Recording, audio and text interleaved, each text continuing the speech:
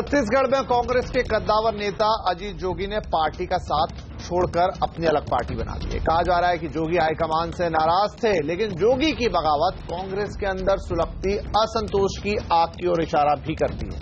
बड़ा सवाल यह है कि इस आग को हवा कहां से मिल रही है। क्या ये कांग्रेस के छत्रपों का असंतोष है जो झलक रहा है, या फिर ये पार्टी के शीर्ष नेतृत्व में कम होता विश्वास है। कांग्रेस में हुई इस बगावत का देश की राजनीति और खुद कांग्रेस पर क्या असर पड़ेगा? क्या ये कांग्रेस का मुश्किल दौर है या अब उसमें अपना पुराना रुतबा पाने की ताकत खत्म हो चुकी है? आवाज अड्डा पर आज यही है बड़ी बहस, बड़ी चर्चा। और आज इस बड़ी चर्चा में हमारे साथ शामिल हो रहे हैं कांग्रेस के प्रवक्ता चरण सिंह सापरा साहब, बीजेपी के प्रवक्ता आरपी सिंह साहब जुड़ेंगे, जेडीयू के महासचिव केसी त्यागी भी हैं, न्यू इंडियन एक्सप्रेस के एडिटोरियल डायरेक्टर प्रभु चावला इस चर्चा में शामिल होंगे, वरिष्ठ पत्रकार विनोद शर्मा यहां हमारे साथ है और वरिष्ठ पत्रकार नीरजा चौधरी भी हमारे साथ है। चर्चा की शुरुआत स्वाभाविक तौर पे सापरा साहब, सवाल पहला आपकी तरफ ही आएगा। अजीत जोगी साहब ने पार्टी छोड़ दी है, अपनी अलग पार्टी बना ली है। असंतोष के स्वर पिछले कई दिनों से हम देख रहे हैं, चाहे बात असम की हो, चाहे बात उत्तराखंड की हो क्या रहा है कांग्रेस में?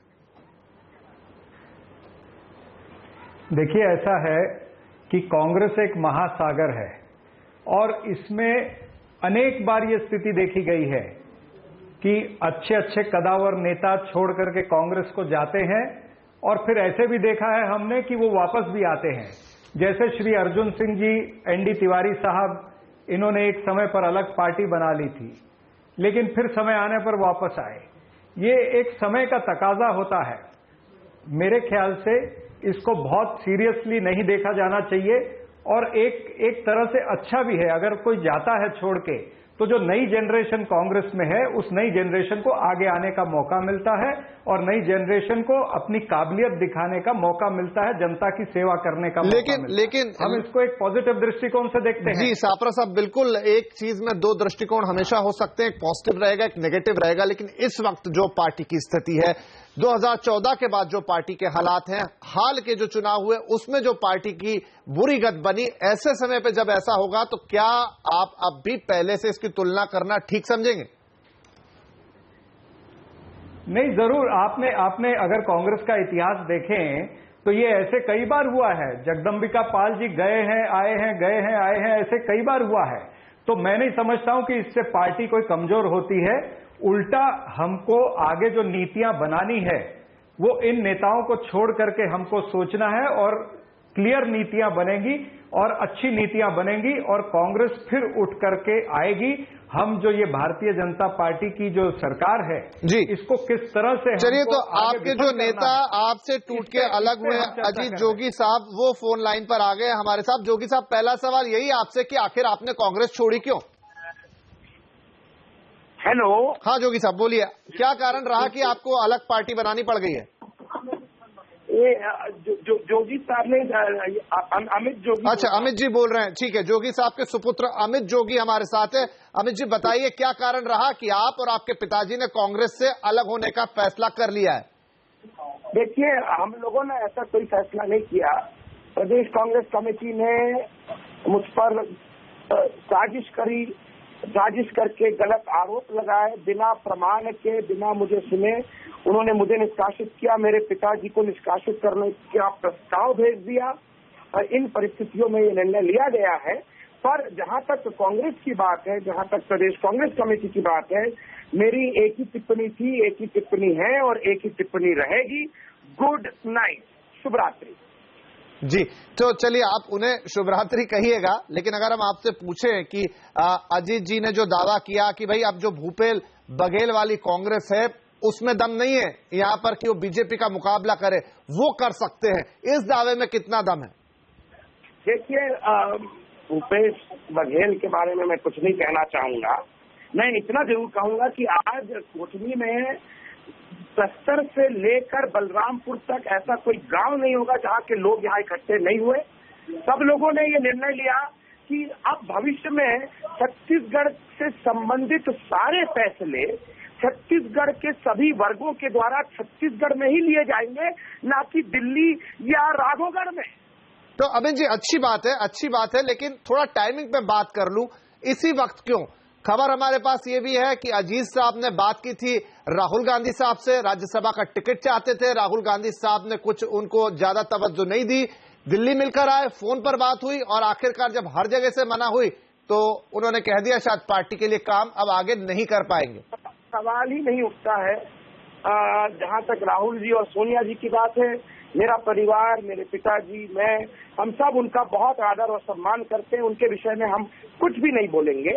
उन्होंने बहुत प्यार दिया है मुझको, राहुल जी ने एक छोटे भाई की तरह, उससे ज्यादा मैं कुछ नहीं बोलूंगा। हमारी लड़ाई जो है अभी छत्तीसगढ़ के हितों की रक्षा करने की लड़ाई है। हमारी लड़ाई रमन मुक्त छत्तीसगढ़ बनाने की है। बिल्कुल बिल्कुल सही अमित साहब, लेकिन अगर आप कह रहे हैं कि परिवार का इतना परिवार का इतना सम्मान है, बड़े छोटे भाई की तरह आपको मानते हैं, तो फिर कांग्रेस से अलग होने की नौबत क्यों आई? शिकायत कर सकते थे बड़े भाई से। देखिए, उनके विषय में मैंने जितना बोलना था मैं बोल चुका हूँ। जी। मैं इतना ही कहूंगा कि अब समय आ गया है कि छत्तीसगढ़ के फैसले अब छत्तीसगढ़ वालों को लेना पड़ेगा। मैं आपको एक उदाहरण देता हूं, जैसे पोलावरम बांध, सीमांध्र में पोलावरम में बांध बनना तय है। आदरणीय राहुल जी सीमांध्र गए, उन्होंने पदयात्रा करी, कहा कि पोलावरम में बांध बनना चाहिए। नरेंद्र मोदी जी जब प्रधानमंत्री बने, उन्होंने पोलावरम बांध को राष्ट्रीय परियोजना घोषित कर दिया। लोकसभा राज्यसभा में तो इस संबंध में विधेयक भी लेके आए। पर डूबने वाली जो जमीन है, डूबने वाले जो लोग हैं, वो हमारे छत्तीसगढ़ में है। आज छत्तीसगढ़ के दोनों प्रमुख दल, चाहे वो भारतीय जनता पार्टी हो चाहे वो कांग्रेस पार्टी हो, दोनों पोलावरम बांध का विरोध नहीं कर रहा है। लेकिन अमित जी आप बिल्कुल आप छत्तीसगढ़ का भला करना चाहते हैं, आप छत्तीसगढ़ के लिए समय का परिवर्तन करना चाहते हैं, आप रमन मुक्त छत्तीसगढ़ की बात कर रहे हैं। लेकिन अब इस दावे के दम को देख ले, अजीत साहब ने अभी पिछला लोकसभा चुनाव है वो हार गए थे, तो जनता का कितना साथ मिलेगा आपको?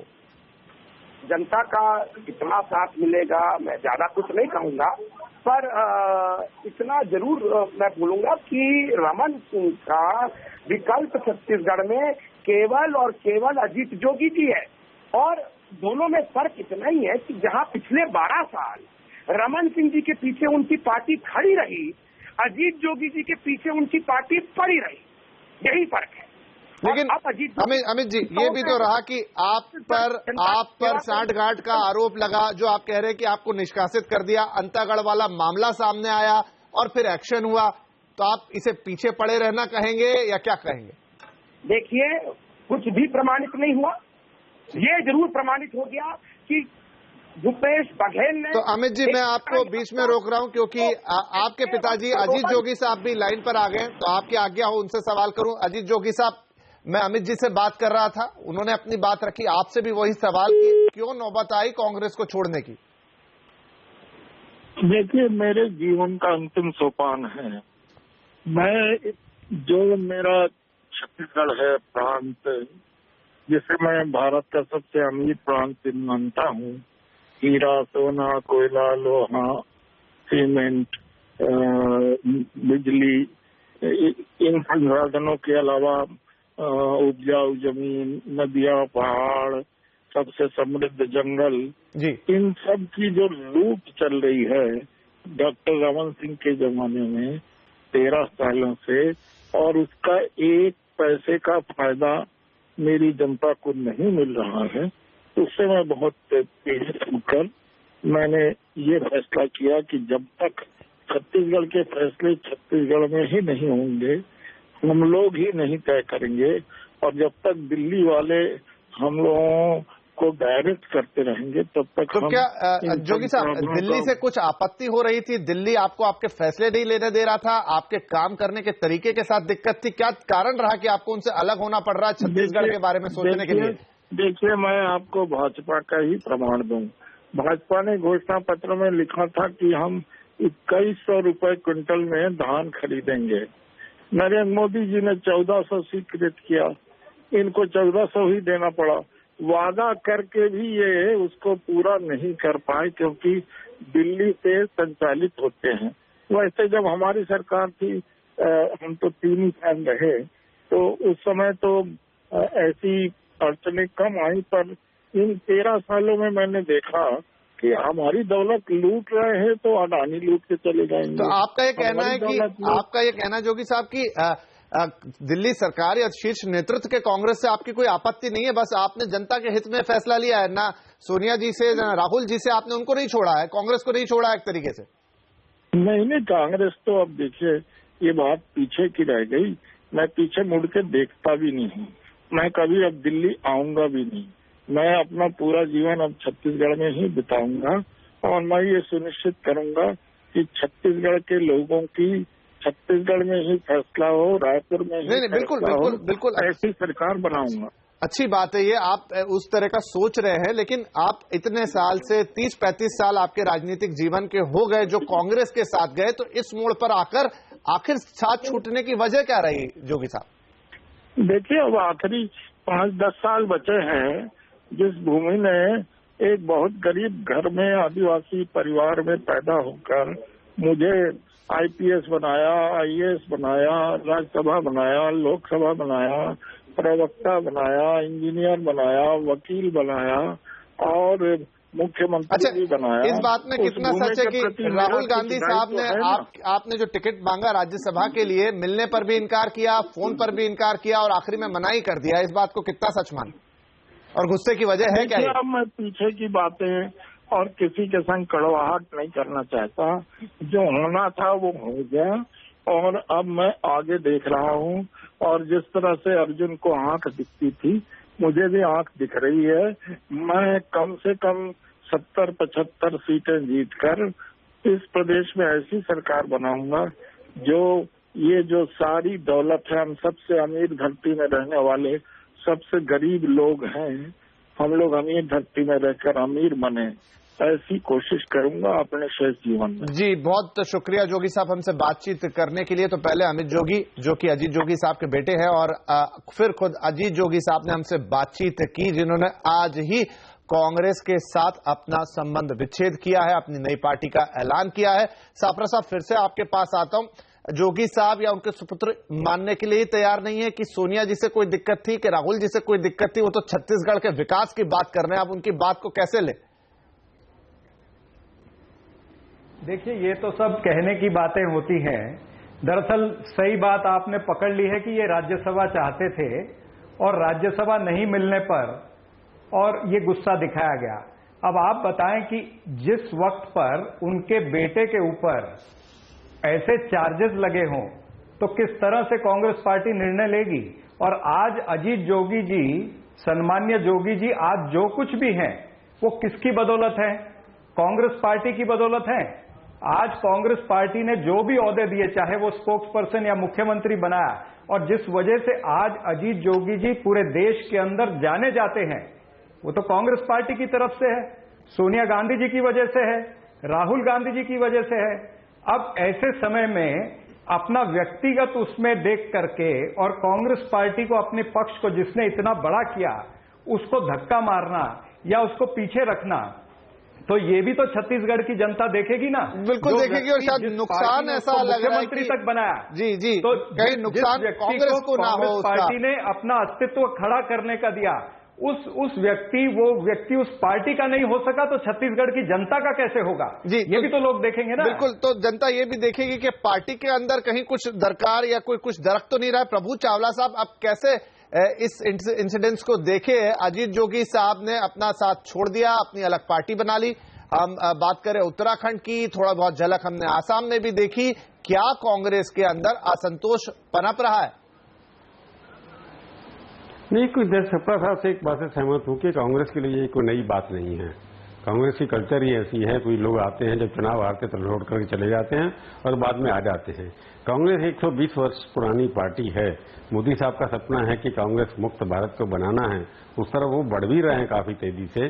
परंतु मैंने ये देखा कि मेरे 40 साल का जो पत्रकारिता का अनुभव है, कांग्रेस एक ऐसे आइडिया है, कांग्रेस आइडियोलॉजी है जिसको आप मुक्त नहीं कर सकते। क्योंकि ऑल्टरनेटिव क्या होगा इस देश के अंदर? ऑल्टरनेटिव छोटी छोटी पार्टियां तो होंगी नहीं और डिक्टेटरशिप भी नहीं होगी, एक पार्टी का रूल भी कभी नहीं होगा, तो दूसरी पार्टी कौन सी होगी? दूसरी पार्टी वही होगी जिसके कार्यकर्ता अभी भी गांव-गांव में फैले हुए हैं। अब हिंदुस्तान के किसी भी गांव में चले जाइए आप, अभी भी 6 लाख गांव हैं, तो कांग्रेस का कोई ना कोई पुराना, कोई 80 साल पुराना, कोई 90 साल पुराना, कोई 50 साल पुराना, हाँ नई जनरेशन जो आ रही है वो कांग्रेस के साथ नहीं जुड़ रही है।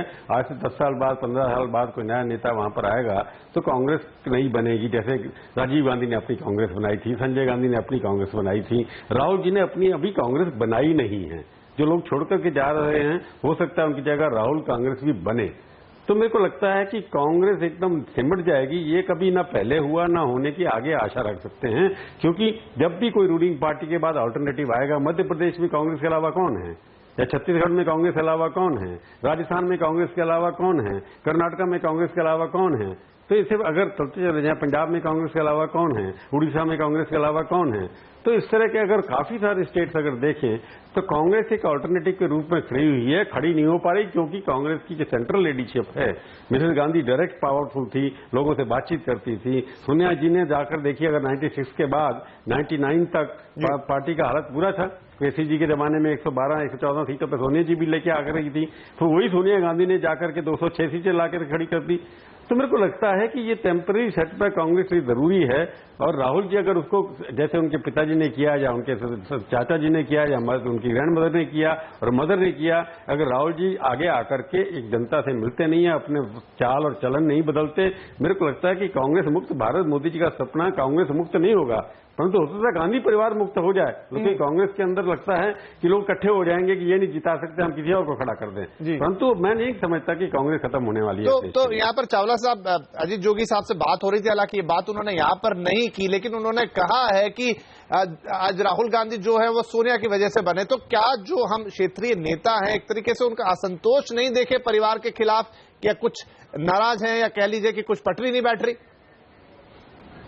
देखिए, आप देखिए, अगर चले जाएं 1969 के बाद 1971 के अंदर वहां पर जितने भी मुख्यमंत्री थे दिल्ली से अपॉइंट किए जाते थे, जितने भी अपॉइंटमेंट होते थे, डिस्मिसल भी यहीं से होते थे, 6 महीने के अंदर मुख्यमंत्री बदल दिए जाते थे, और राजभवन जब दिल्ली में थे, मुख्यमंत्री सारा दिन वहीं पड़े रहते थे कि अपॉइंटमेंट ले ले, किस तरह से बात कर रहे हैं, मंत्री भी वहीं से अपॉइंट होते थे, जनरल सेक्रेटरी पार्टी के, पीसीसीआई के भी वहीं से अपॉइंट होते थे। मेरे को ये लगता है कि राहुल गांधी भी अभी भी पार्ट टाइम वाइस प्रेसिडेंट हैं, उन्होंने पूरा चार्ज नहीं लिया है। प्रॉब्लम यह है कि कांग्रेस लोगों को समझ नहीं आता कि सोनिया गांधी फैसला कर रही हैं या राहुल गांधी कर रहे हैं। अभी मैं पिछली बार 40 साल के अनुभव में मेरे को पहली बार दिखाई दिया कि कांग्रेस पार्टी की दफ्तर से एक प्रेस रिलीज आई, जिसके अंदर ये आया कि Congress president Sonia Gandhi and vice president Rahul Gandhi have decided to field so and so as Rajya Sabha nominee in consultation with others. पहले प्रेस रिलीज आती थी कि सोनिया गांधी ने अपॉइंट कर दिया, राहुल गांधी ने अब दोनों का नाम मिलकर के प्रेस रिलीज आती है, तो ये लगता है कि ना कहीं कांग्रेस के काम करने के तरीके में कोई परेशानी है। अमरिंदर सिंह जैसा आदमी जो राहुल गांधी से जिनकी पटरी अच्छे से नहीं बैठती है, उन्होंने भी कहा कि राहुल गांधी को चार्ज लेना चाहिए, कि कांग्रेस के अंदर ऐसा कोई नेता नहीं है जो इकट्ठा कर सके सारी कांग्रेस पार्टी को। उनको अभी भी लगता है गांधी परिवार जो एक पासवर्ड है जिससे कंप्यूटर इलेक्शन का खुल जाता है और ये चुनाव जीत सकते हैं जहां पर जाकर के। तो गांधी परिवार जब तक है तब तक कांग्रेस पार्टी के अंदर थोड़ी बहुत उम्मीदें बनी हुई हैं। अगर राहुल गांधी अगले 2-4 महीने 6 महीने के अंदर एक्टिव नहीं होते तो मेरे को लगता है उनका अपनी एक्सेप्टेबिलिटी, डिजायरेबिलिटी पार्टी में बहुत कम हो जाएगी। तो इसलिए राहुल गांधी के ऊपर डिपेंड करता है कि वो कब कमान लेते हैं और किस तरह से काम करते हैं। तो कंफ्यूजन की स्थिति जरूर बनी हुई है कांग्रेस के बनी रही है। जी बिल्कुल। थोड़ा बीजेपी से ले लें, कांग्रेस मुक्त भारत के लिए सिंह साहब, क्या आज तो बड़ा खुशी का दिन होगा? हमारे लिए तो वो हर दिन खुशी का है जब भ्रष्टाचार मुक्त हो और कांग्रेस मुक्त हो। परंतु जो प्रभु चावला जी जो बात कर रहे थे, असली बात वही है। जो कांग्रेस का पासवर्ड था, जो कांग्रेस की ग्लू था, जो कांग्रेस को जोड़कर रखता था, वो था गांधी नाम, और गांधी नाम से चुनाव जीतना। आज जो पिछले कई चुनावों में ये साबित हो गया कि गांधी नाम से या राहुल गांधी के नाम से चुनाव नहीं जीते जा रहे, उल्टा जहां राहुल गांधी कैंपेन करने जाते हैं वहां चुनाव हार रहे हैं।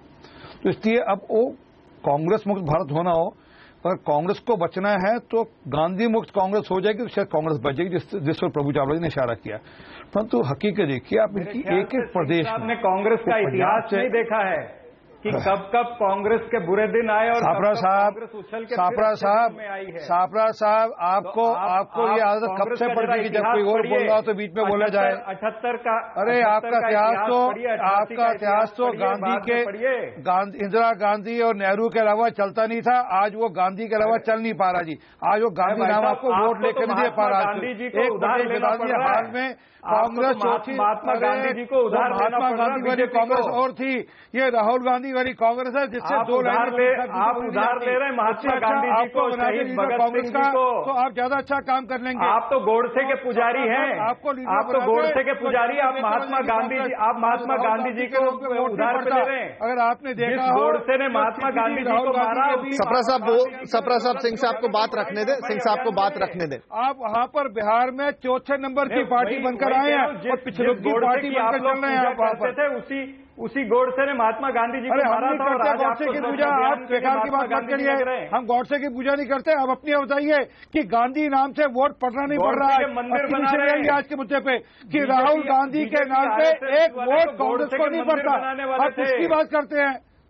गोडसे के मंदिर बन रहे थे सिंह साहब। आपको लगता है राहुल गांधी ने झूठ बोलना भी सिखा दिया है? और आप एक मिनट, मुझे लगता है मुझे लगता है थोड़ी आरोप प्रत्यारोप में बात चली गई है। सिंह साहब, सापरा साहब, सापरा साहब दोनों से निवेदन है अब, क्योंकि हम मुद्दे पे लौटे कि क्या कांग्रेस के लिए वाकई मुश्किल समय आ गया है? कामयाब नहीं है गांधी वाला पासवर्ड। चलिए मैं विनोद जी के पास जा रहा हूँ। सापरा साहब, नीचे से सिंह साहब लेकर आइए। जो अभी आपके लोग कह रहे थे कि आप ऊपर से लोग थोपते हैं, वो छोड़ दीजिए। जमीन के नेता लाएंगे तो कांग्रेस। बिल्कुल चलिए, ये सलाह हो गई कांग्रेस के लिए। मैं शर्मा जी आपके पास आ रहा हूँ। सापरा साहब एक मिनट, हालत हो रही है। सापरा साहब एक मिनट। शर्मा जी, जो हम बात कर रहे हैं यहाँ पर कि इस वक्त कांग्रेस का नेतृत्व, चावला साहब ने भी कहा कि पहले भी ऐसे मौके आए कांग्रेस के पास। सापरा साहब भी ये बात रख रहे हैं, लेकिन पुराने मौके और आज को हम देखें, इस समय जो देश की स्थिति है, पहले कभी इस तरीके से कोई पार्टी इतनी बड़ी हुई नहीं थी कांग्रेस के सामने, लेकिन आज जो कांग्रेस का कद सिमट के रह गया है, क्या आपको लगता है कि ये मौका पहले नहीं था और आज वाकई में बहुत बड़ा प्रश्न चिन्ह लग रहा है कांग्रेस के ऊपर, उसके नेतृत्व के ऊपर? देखिए, प्रत्यक्ष को प्रमाण की जरूरत नहीं होती और आज के दिन का जो प्रत्यक्ष है वो इतिहास उसको बरी नहीं कर सकता। ये बात सच है, प्रभु की बात सच है कि लोग कांग्रेस छोड़ के जाते थे और लौट के आते थे। वो जमाने अलग थे। इंदिरा गांधी का जमाना था और राहुल गांधी का जमाना, राजीव गांधी का जमाना था। उस वक्त लोगों में यह आस्था थी कि इन लोगों के नाम से इलेक्शन जीते जाते हैं। लेकिन आज के दिन और हाल ही के बरसों में, और प्रभु मानेंगे इस बात को, कि जो लोग छोड़ के गए वो लौट के नहीं आए। मिसाल के तौर पे शरद पवार, ममता बनर्जी और वो तृणमूल कांग्रेस, वो आए थे वापस, फिर लौट के चले गए। और ऐसे केसेस में ना सिर्फ ये नेता पार्टी छोड़ के गए, बल्कि कांग्रेस का जो सरमाया था जमीन पे वो भी सारा ले गए साथ के, by way of popular support. तो आज के दिन मैं समझता हूं जो कांग्रेस की व्यथा है उसके 2-3 कारण हैं। सबसे प्रमुख कारण आज के दिन ये है कि कांग्रेस जो है वो साइकोलॉजिकली डिवाइडेड, स्प्लिट है डाउन द मिडल। क्योंकि जो डायरार्की है, जो 2 केंद्र हैं सत्ता के, उसके चलते कंफ्यूजन पैदा हो रहा है वर्कर्स के दिमाग में और पता नहीं चल रहा है उनको कि सत्ता का केंद्र सही में कौन सा है। जो डायरार्की जो है चल नहीं रही है। और जैसा अभी बताया गया कि प्रेस रिलीज इशू हुआ, बड़ा हास्यास्पद है। मैं मानता हूं इस बात को कि 2 लोगों ने मिलकर फैसला लिया और लोगों के साथ सलाह करके एक केंद्र होता है और वहां से बता दी जाती है बात कि ये निर्णय लिया गया है। उसको एक्सप्लेन करने की कोई जरूरत नहीं होती है। वो अगर वो एक्सप्लेन करने पे आप आ रहे हैं, इसका मतलब है आपको अपनी जो प्रतिभा है उसमें कॉन्फिडेंस की कमी है। तो ये जो आज के दिन जो डायरार्की है और उसने जो साइकोलॉजिकली कांग्रेस को स्प्लिट कर दिया है, उसके चलते अब ये बात मान लीजिए कि हर बात पे तो दोनों में एक राय नहीं हो सकती। हो सकता है कि अजीत जोगी को कांग्रेस प्रेसिडेंट रखना चाहती हो, राहुल गांधी ना रखना चाहते हो, हेमंत बिस्वा शर्मा को दोनों में से एक रखना चाहते हो और दूसरा ना रखना चाहते हो, और बहुगुणा साहब के साथ भी कुछ ऐसा ही हुआ हो। कोई भी पार्टी अगर अपना फेडरल कैरेक्टर लूज करती है तो उसकी रेलेवेंस कम होगी। और कांग्रेस चूंकि इसके प्रांत के सिपासलार भले ही वो कैसे हों, हम 20 बात अजीत जोगी के खिलाफ बोल सकते हैं, हेमंत बिस्वा के खिलाफ बोल सकते हैं, बहुगुणा के खिलाफ बोल सकते हैं, लेकिन इनके जाने से ऐसा लग रहा है कि कांग्रेस पार्टी का जो फेडरल कैरेक्टर था, जो उसकी मजबूती का एक बड़ा फैक्टर था, वो कहीं ना कहीं चरमरा रहा है और उसको दोबारा स्थापित करना बहुत जरूरी है। अगर आज के दिन अजीत जोगी, देखिए 2018 में ये छत्तीसगढ़ एक ऐसी स्टेट थी जहां कांग्रेस की जीत की संभावना थी लोकसभा इलेक्शन से पहले। मध्य प्रदेश दूसरी स्टेट है जिसमें कम संभावना थी अनुपात में, लेकिन वहां भी है। तो मैं ये बता रहा हूं, राजस्थान में भी है। मैं ये कहना चाहता हूं कि कांग्रेस पार्टी को अब समय आ गया है कि तुरंत डिसीजन लेके जल्दी में कुछ काम करें और उनको व्यक्तित्व परिवर्तन की जरूरत है। देखिए, जो राइट विंग स्विंग हो रहा है हमारे देश में, जो राइट विंग की तरफ रुझान है, उसके लिए कांग्रेस आज के दिन तैयार नहीं नजर आ रही है मुझको। जो उसके पुराने स्लोगन्स हैं, सेकुलरिज्म बड़ी अच्छी चीज है, इस देश में चाहिए, उस पर कोई भी कॉम्प्रोमाइज नहीं हो सकता, लेकिन आपको उसको दूसरी तरह से प्रस्तुत करना पड़ेगा। आपको टोनी ब्लेयर से सीख लेनी पड़ेगी, न्यू लेबर। तो कुछ परिवर्तन यहाँ पर कांग्रेस को करना पड़ेगा। नीरजा जी के पास आता हूँ, बहुत क्लोजली वॉच करती है पार्टी को और पॉलिटिक्स को देश की। नीरजा जी, क्या दो सवाल यहाँ पर कि क्या राहुल गांधी के हाथ में पूर्ण सत्ता आएगी, अध्यक्ष बन जाएंगे तो वो परिवर्तन लेके आ जाएंगे? क्या उनकी क्षमताएं उस लेवल पर है? और दूसरा कि अगर ये करना ही है तो इतना लंबा स्ट्रेच क्यों कि नीचे असंतोष के ऐसे बीज पनपे जो आज हमने एक उदाहरण देखा है? देखिए, ये कहा जाता है कि एक कारण कि राहुल गांधी ने कमान पूरी तरह से नहीं संभाली है वो ये है कि वो अपने कॉलीग्स को कहते हैं कि आप मुझे फ्री हैंड दीजिए तो मैं संभालूंगा पार्टी को। अब जिस शख्स ने पार्टी की शुरुआत की हो, एक नई पार्टी कायम की हो, तो भी समझ में आता है कि आप मुझे फ्री हैंड दीजिएगा। लेकिन 130 साल पुरानी पार्टी जो उनको विरासत में मिली है, जिसमें पुराने लोग हैं, नए लोग हैं, नई ऊर्जा है, पुराना अनुभव है, कहीं ना कहीं आपको सबको साथ लेके चलना पड़ेगा। ये कड़वा घूंट आप ना पीना चाहें, अगर आप वो कमान संभालना चाहते हैं तो वो करना पड़ेगा। तो कहीं ना कहीं उनकी एक रेजिस्टेंस है जो अभी तक सॉर्ट आउट नहीं हुई है। पहले जब कांग्रेस की बात की जा रही थी कि हाई कमांड बहुत स्ट्रांग था, हाई कमांड हमने देखा है नरसिम्हा राव को राजीव गांधी घंटों बाहर बिठा के रखते थे, सीएम आते थे, हाई कमांड दिनों नहीं मिला करते थे और ये संभव था, फिर भी हाईकमांड को कोई चैलेंज नहीं करता था। वो तब था जब कांग्रेस स्ट्रांग थी जी। हाईकमांड ये कर सकता था। आज कांग्रेस कमजोर है, हाईकमांड ये नहीं कर सकता है और अगर हाईकमांड अपनी चलाएगा तो फिर हम जो देख रहे हैं स्प्लिट नहीं होगी लेकिन इरोजन होगा स्टेट लेवल पे। अरुणाचल में, उत्तराखंड में, असम में, मध्य प्रदेश में असलम शेर खान ने कुछ छोटा बनाया है बैक बाय कमलनाथ और अब अजीत जोगी ने, तो स्टेट लेवल पे ये टूटन शुरू हो गई है। इंडिविजुअल लेवल पे तो हो ही गई है, मिनी प्रसाद वर्मा छोड़ के जा रहे हैं और लोग छोड़ के जाएंगे जी जी। तो ये होने वाला है। अब क्या इसका सलूशन है, कैसे हाईकमांड इससे जूझेगा, ये अभी स्पष्ट नहीं हुई है स्थिति। मेरे ख्याल विनोद ने कहा फेडरलाइजेशन ऑफ कांग्रेस, जब आप कमजोर हैं तो आपको उन लोगों को साथ जोड़ना है जिनकी अभी भी स्टेट लेवल पे मैच फॉर्म। चलिए, तो उसका और विश्लेषण करते हैं नीरजा जी, लेकिन मैं केसी त्यागी साहब के पास जाता हूं जिनके साथ गठबंधन में कांग्रेस है बिहार के अंदर। त्यागी साहब, तीसरे मोर्चे की बात तो बहुत हो रही है देश के अंदर, तो तीसरे मोर्चे का विकल्प क्या नीतीश कुमार जैसे, ममता बनर्जी जैसे नेताओं में दिखाई देता है या अभी भी आपको लगता है कि जो कांग्रेस का एक पूरा आवरण है या कांग्रेस की जो एक छवि है वो आज भी उतनी भारी है कि वो लोगों को अपनी तरफ खींचेगी, या कांग्रेस से आपका भी विश्वास उठ चुका है? नहीं, हमारी पार्टी बिहार में गठबंधन में है और जो मेरे कांग्रेस के मित्र बैठे हुए हैं उनके विश्लेषण से मुझे बहुत तकलीफ हुई। ये कांग्रेस के लिए अच्छा दिन नहीं है और ये वो कांग्रेस भी नहीं है कि सुभाष बाबू छोड़ के चले गए थे, कांग्रेस पे कोई फर्क नहीं पड़ा। लोहिया जयप्रकाश छोड़ के चले गए थे, कांग्रेस पे कोई फर्क नहीं पड़ा। निरिंग लप्पा के नेतृत्व में लोग कांग्रेस छोड़ के चले गए थे, कोई फर्क नहीं पड़ा। देवराज अर्थ छोड़ के चले गए थे, कोई फर्क नहीं पड़ा। तब नहीं पड़ा था, लेकिन अब पड़ता है। 67 में 9 राज्यों में कांग्रेस पार्टी हार गई थी, लेकिन हम लोग सरकार ठीक से नहीं चला पाए, तो लोगों ने फिर 71 में इंदिरा गांधी को जिताया। लेकिन इंदिरा गांधी गरीब लोगों की नेता बनकर उभरी थी।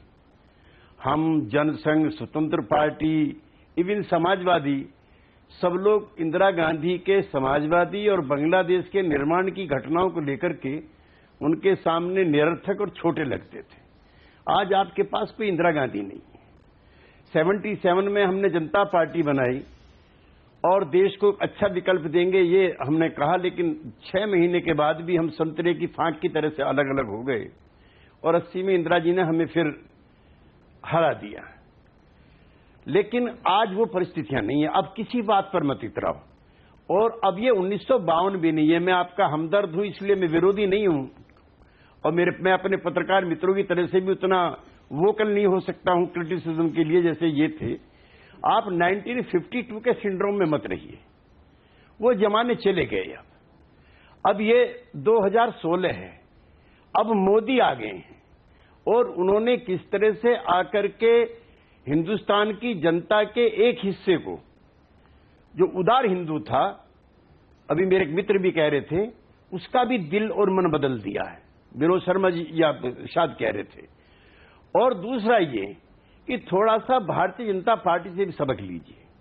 कांग्रेस पार्टी को हराने के लिए जनसंघ ने सीपीआई और सीपीएम तक से पैक्ट किया था, संयुक्त मोर्चे में शामिल हुई।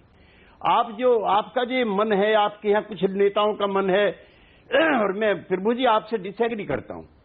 आपने इनका हौसला बढ़ाया है, ये अच्छी बात है। मध्य प्रदेश, गुजरात, और आपने जिक्र किया मध्य प्रदेश, गुजरात और राजस्थान का। अब सब राज्यों में जो उपराष्ट्रवाद की ताकतें हैं, फोर्सेस ऑफ सब नेशनलिज्म, वो धीरे धीरे हो रही, और एक एक करके राज निकलता है। और फिर हम सोचते कि ये कैसे हो गया। आज कई राज्य ऐसे हैं जहां राज्यों से राज्यसभा में कांग्रेस के उम्मीदवार नहीं आ पा रहे हैं। मैं इस बात को लेकर प्रसन्न नहीं हूं, मैं दुखी हूं। आज मैं पढ़ रहा था अभी उसका आंध्र प्रदेश का, जिसने 42 में से, तो आप त्यागी साहब ये कह रहे हैं कि जो नेतृत्व है वो एरोगेंट है इस समय। आपको, चलिए बीजेपी, आपको यहां पर बिहार में तो साथ मिला, लेकिन जब आसाम में बात आई तो जगह ही नहीं दी गई गठबंधन के अंदर। आसाम पर मैं जरूर कहना चाहूंगा, लेकिन मैं ये टिप्पणी कांग्रेस नेतृत्व के बारे में नहीं करूंगा, और न मुझसे आप अपेक्षा रखिए कि मैं सहयोगी पार्टी में बहुत एक डिसिप्लिन्ड पॉलिटिकल वर्कर हूं, इसलिए मैं कोई टिप्पणी कांग्रेस नेतृत्व पे नहीं करूंगा। लेकिन आसाम गण परिषद के राष्ट्रीय अध्यक्ष, आपके चैनल पर ऑन रिकॉर्ड कह रहा हूं, 2 बार पटना गए, 2 बार नीतीश कुमार के साथ बिहार भवन में आए। कांग्रेस पार्टी के साथ हम उनका पैक्ट कराना चाहते थे। उसके बाद यूडीएफ के नेता, जिनके 14 एमएलए पिछली बार थे और 13 एमएलए आज हैं, वो दिल्ली आए और पटना आए। नीतीश कुमार जी ने कांग्रेस पार्टी के नेताओं से बात की, भाई ये आपके साथ काम करना चाहते हैं। तो बीजेपी वहां जीतने के लिए लड़ रही थी और आप हारने के लिए लड़ रहे थे पहले दिन से। आसाम गण परिषद का वो नेता उसी कॉन्स्टिट्यूंसी का मालिक है जिसके बलबूते पे आज बीजेपी ने सरकार बनाई है। ये सवाल उसी के उठाए हुए थे सबसे पहले। और एजीपी की पुछड़का पार्टी थी भारतीय जनता पार्टी, उसमें से निकाल करके एक दिन से, पहले दिन से उन्होंने 3 साल पहले सोनोवाल को लिया। सोनोवाल एजीपी में थे, वो आसाम गण परिषद के कार्यकर्ता थे। कांग्रेस से शर्मा को निकाला, फिर उन्होंने तोड़ करके। तो केसी त्यागी साहब जिन चीजों की तरफ इशारा कर रहे हैं, इससे ये बात तो लग रही है कि कहीं ना कहीं निर्णय लेने में गलती हो रही है, थोड़ा आपके नेतृत्व के साथ दिक्कत हो रही है, शायद स्ट्रेट लाइन ऑफ कमांड नहीं है, नीचे की तरफ कंफ्यूजन है, या 2 अलग अलग ध्रुव बन गए हैं। ये सारे जवाब लेंगे हम कांग्रेस से। यहां लेंगे एक छोटा सा ब्रेक और जानने की कोशिश करेंगे कि क्या कांग्रेस अपने पुराने दिन वापस लौटा पाएगी, क्या वो दमखम अभी भी पार्टी में बाकी है, क्या वाकई से वो फिर से अपनी उस मुख्यधारा को पकड़ पाएगी जिसमें हम पुरानी कांग्रेस को देखेंगे। छोटा सा ब्रेक, आगे करेंगे चर्चा।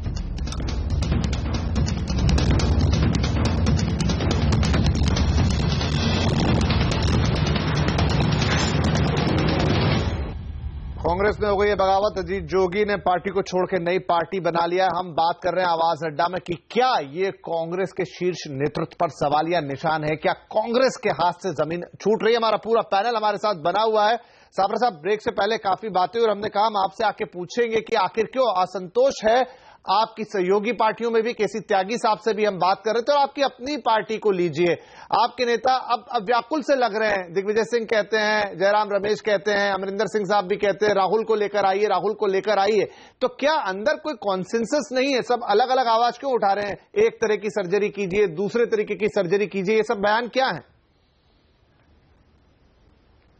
नहीं, बिल्कुल कंसेंसस है कांग्रेस पार्टी में। और जिस तरह से अभी कहा जा रहा था, आसाम की बात हो रही थी, मेरे ख्याल से आसाम के अंदर एक बहुत बड़ा एंटी एस्टैब्लिशमेंट, एक एंटी इनकम्बेंसी वोट हमारा बन चुका था। 15 साल हमने वहां पर सत्ता निभाई है, तो मेरे ख्याल से प्रमुख कारण वो था। राहुल गांधी और सोनिया गांधी की जो एरोगेंस है, जो कार्यकर्ताओं से डिस्कनेक्ट है, उसके प्रति है वहां पे। नहीं, वो एरोगेंस के खिलाफ है। वो जो आपके लोग छोड़ कर जा रहे हैं आपको, जो असम में आपके लोग छोड़कर गए, भारतीय जनता पार्टी को हमारी चिंता करने की जरूरत नहीं है। राहुल गांधी मिलते नहीं है और भारतीय जनता पार्टी को हमारी चिंता करने की जरूरत नहीं है। राहुल गांधी आप अपना हाल देखिए, क्या हुआ आपके एकनाथ खड़से को बड़ी बड़ी बातें आप कर रहे होता। हिमाचल के अंदर यही स्थिति है। जगमीत बराड़ से पूछ लीजिए, हिंदुस्तान दूंगा, केरला में पूछ लीजिए, कर्नाटक में पूछ लीजिए कि क्या कहते हैं कि राहुल गांधी की लीडरशिप में विश्वास नहीं है, वो बहुत एरोगेंट है। आपके व्यापम का घोटाला हुआ। साबरा साहब, सिंह साहब, साबरा सिंह साहब, साबरा जी, सिंह साहब, साबरा साहब को बोलने दीजिए, उनको बात रखने दीजिए, फिर मैं आपके पास आता हूँ। सिंह साहब, आरपी सिंह साहब, साबरा साहब को अपनी बात पूरी करने दीजिए, फिर मैं लौट के आपके पास आता हूँ।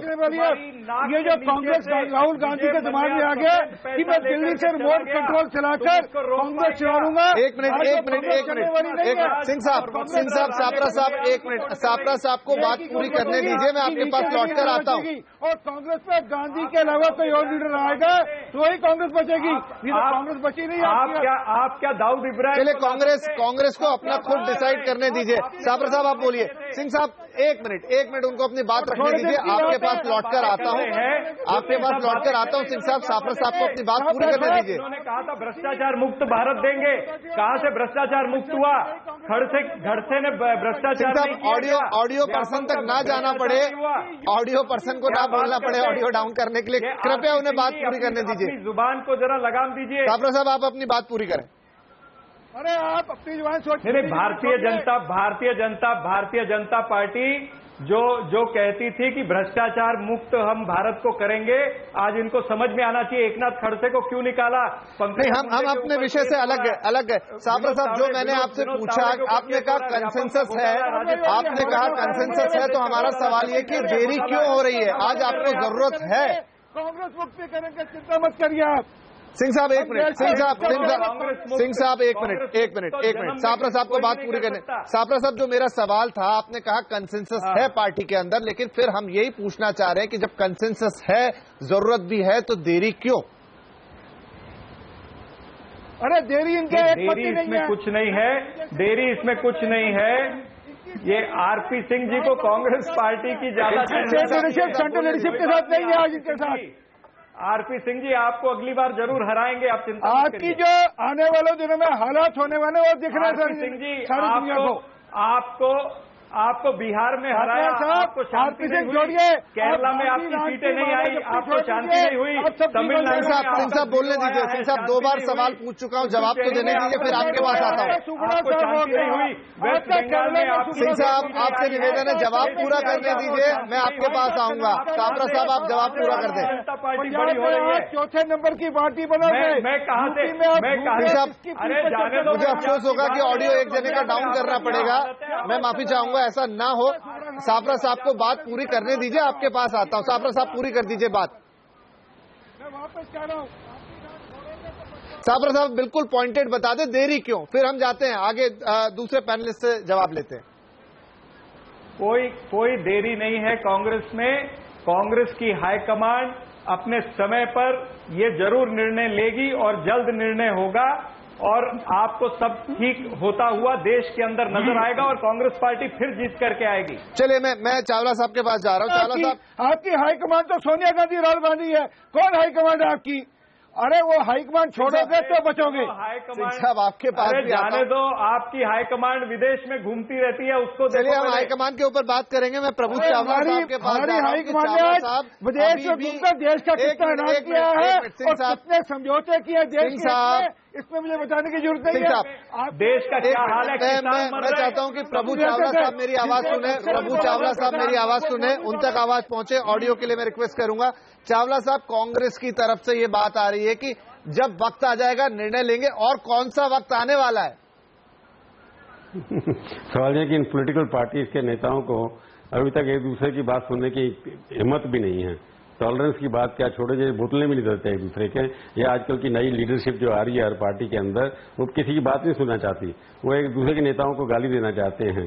जो जीत गया वो अपनी जीत के अंदर खुश होना चाहिए, अच्छा काम कर रहे हैं, अच्छा काम करते रहेंगे, और बाकी लोग, उनको मोदी याद आता है, उनको सोनिया गांधी याद आती है, कोई और बात ही नहीं आती है। नहीं, वो लेवल ऑफ डिस्कशन उन लोगों का है, उनको छोड़ दीजिए।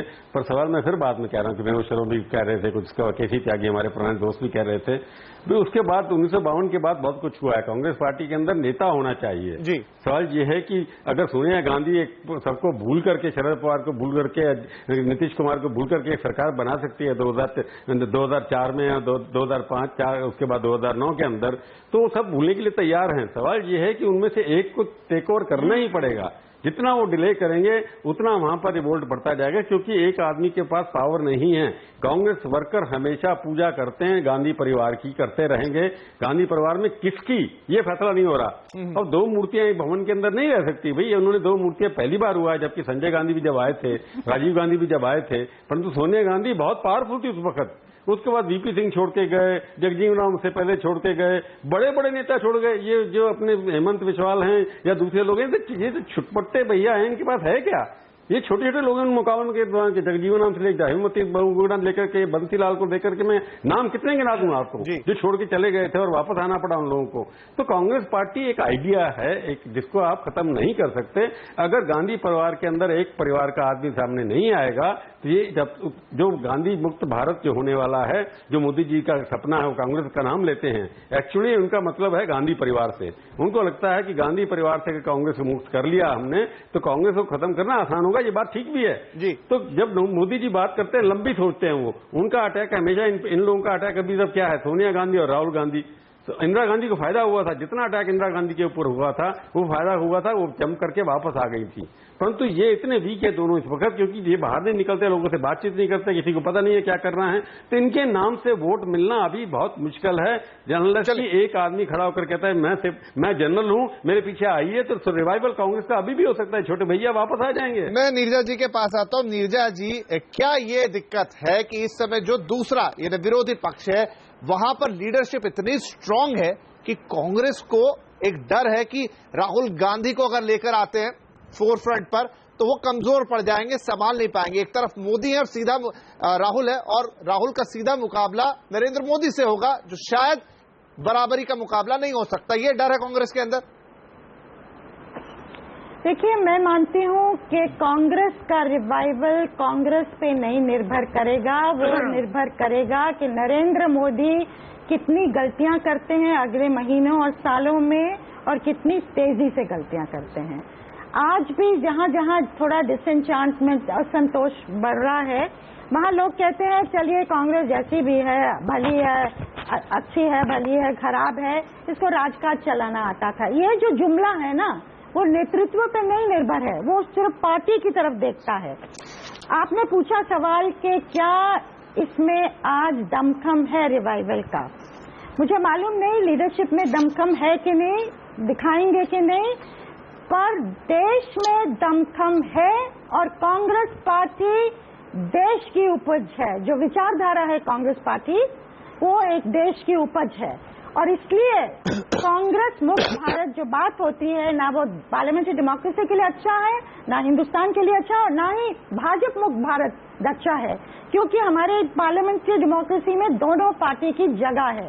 तो जब ये कहते हैं ना राहुल गांधी क्या करेंगे, वो आगे आएंगे कि नहीं, ये मसला सिर्फ राहुल के इन्वॉल्वमेंट का नहीं है, सोनिया गांधी के इन्वॉल्वमेंट का नहीं है, ये आपकी इन्वॉल्वमेंट का है, मुझे टच करता है। हमारा भविष्य क्या होने वाला है, किस तरह का देश, किस तरह की डेमोक्रेसी हमारी होने वाली है। तो मैं तो कहूंगी जितनी कड़वाहट से, जितना जो कड़वाहट भरी निंदा है ना कांग्रेस की, आज वो उनके हितैषियों से हो रही है और उनको गंभीरता से सुनना चाहिए। जी त्यागी साहब, जब बात करते हैं कि बीजेपी के अलावा क्या, तो जो दूसरा विकल्प दिखाई देता है उसमें कांग्रेस एक बड़ा विकल्प रहा है। आप तीसरे मोर्चे की लाख बात कर ले, लेकिन क्या कांग्रेस में अब वो विश्वास नहीं बचता, विश्वास करने का मन नहीं बचता कि ये संभाल पाएंगे या ये नेतृत्व संभाल पाएगा जब बात होगी बीजेपी से मुकाबले की?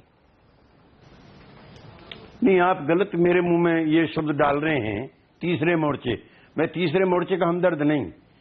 बीजेपी के खिलाफ अगर कोई मोर्चा बनना है, कांग्रेस पार्टी उसकी सबसे मजबूत और सबसे ताकतवर धुरी होनी चाहिए और होगी।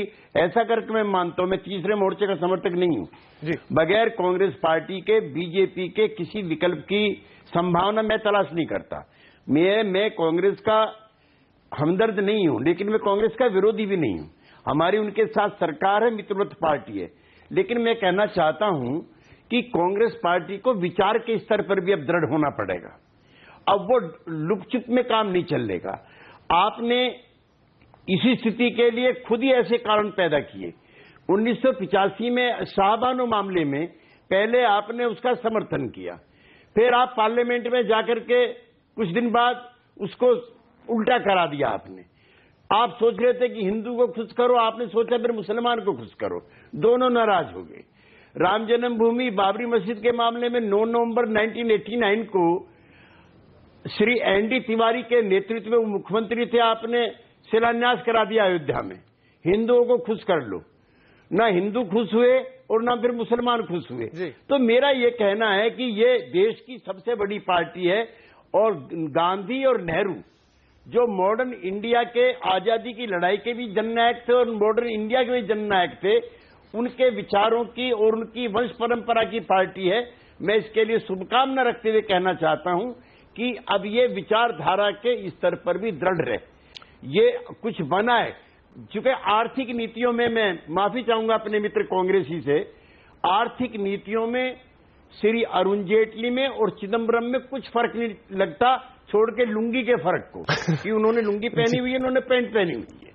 दोनों की आर्थिक नीतियां बिल्कुल एक जैसी हैं। इसलिए आर्थिक नीति के आधार पर भी जो नेहरूवन मॉडल ऑफ मिक्स्ड इकोनॉमी था, जो इंदिरा गांधी जी का था, उसकी तरफ को भी ये वामपंथी रुझानों का, समाजवादी रुझानों का दल भी इनको बनाना पड़ेगा। जैसे मैं सोनिया जी की तारीफ करना चाहता हूं, मनरेगा के जरिए आजाद हिंदुस्तान में नहीं, पूरे विश्व के गरीबों के लिए ऐसा कोई प्रोग्राम नहीं हुआ जैसा। चलिए, अब क्योंकि समय मेरे पास कम बचा है, इसलिए मैं विनोद शर्मा जी के पास आना चाहूंगा। विनोद शर्मा जी, जैसा नीरजा भी अभी बात कर रही थी, तो क्या यही इस समय नीति दिख रही है या यही इस समय होता हुआ दिख रहा है कि अब बीजेपी की तरफ से गलती हो, अब वो किस तरीके से अपना ग्राउंड छोड़ते हैं तभी कांग्रेस को फायदा मिलेगा?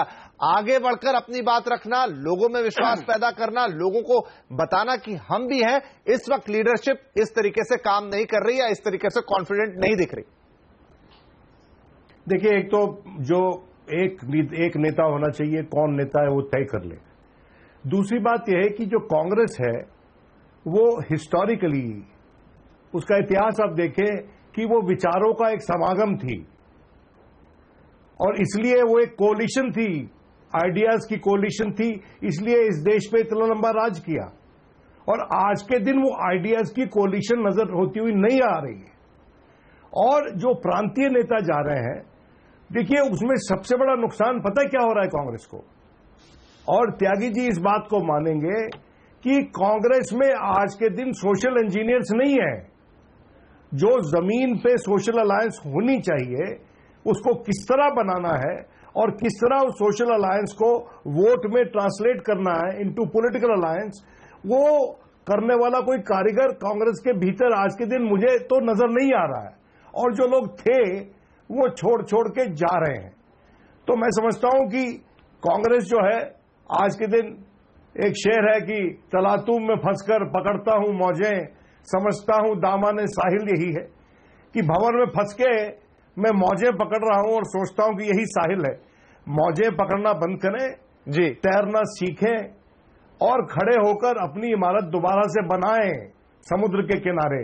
ये इसके लिए बहुत जरूरी है। चलिए अंतिम कुछ मिनट है मेरे पास। चेंजेस की जरूरत होगी और व्यक्तित्व परिवर्तन की जरूरत होगी कांग्रेस को। आरपी सिंह साहब हाथ भी उठा रहे हैं, प्रश्न भी मेरे पास उनके लिए। आरपी सिंह साहब, तमाम दिक्कतें कांग्रेस के साथ है, तमाम तरह के मशवरे उसके दिए जा रहे हैं और परिवर्तन तो होते हुए भी हम देखते हैं चीजें बदलती, हमेशा एक जैसी स्थायी नहीं रहती। इस बात को मानेंगे कि कम से कम 10 से 11 राज्य ऐसे जहां पर कांग्रेस ही आपके लिए सबसे बड़ी चुनौती, हल्के में नहीं ले पाएंगे आप? अभी छत्तीसगढ़ में साबित हो गया कांग्रेस कितनी बड़ी चुनौती रहेगी, दिख जाएगी अगले दिनों में।